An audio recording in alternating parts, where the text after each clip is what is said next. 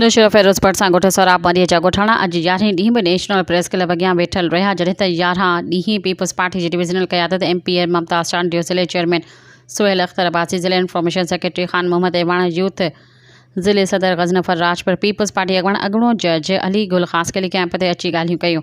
बशीर मरी एजाज़ मरी फ़ैसिले लाइ राज़ी थिया। सुहेल अख्तर अब्बासी जे बंगले ते MP मुमताज़ चांडियो, सरदार ग़ुलाम नबी मरी, रईस बहादुर ख़ान मरी, सुहेल अख्तर अब्बासी फ़ैसिलो कंदा जॾहिं त टेलीफोन ते नवाब ख़ान मरी सां मुमताज़ चांडियो ॻाल्हायो त इन फ़ैसिले खां समूरी क़यादत खे ठुप जवाब ॾिनो, जंहिं ते अॻवाननि बशीर मरी ऐं एजाज़ मरी खे चयो त नवाब ख़ान फ़ैसिलो नथो करे, फ़ैसिलो तव्हांजी मर्ज़ी आहे त भले एहतजाज जारी रखो।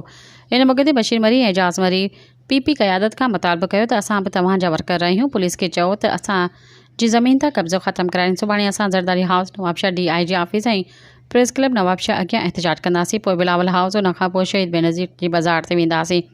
मसइलो हल न थियो त उन खां पोइ 14 अगस्त ते DC ऑफिस अॻियां पाण साड़ींदासीं। उनजो केस नवाब मरी, सौराब मरी, ग़ुलाम हैदर मरी, तपेदार सौराब मरी, असिस्टेंट मुख्तियार क़दर दाद मरी ऐं पुलिस इंतज़ामिया ते दाख़िल कयो वञे। सब्सक्राइब कयो अवामी न्यूज़ HD खे ऐं ताज़ा तरीन ख़बरुनि लाइ ॾिसंदा रहो अवामी न्यूज़ HD।